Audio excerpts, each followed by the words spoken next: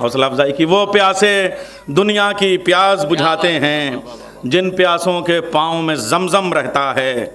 और इस वक्त जो मुख्तार साहब के साथ लफ्ज़ अब्बास है उसके हवाले से शेर पेश करता हूँ।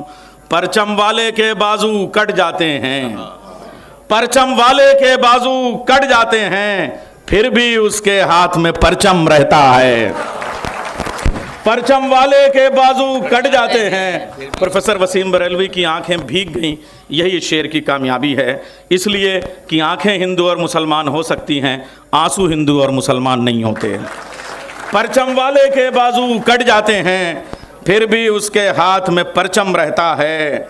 अब मेरे सीने में धड़कता है याकूत और मेरी आंखों में नीलम रहता है। उस कीड़े की जान की कीमत मत पूछो जिस कीड़े के जिस्म पे रेशम रहता है। उस कीड़े की जान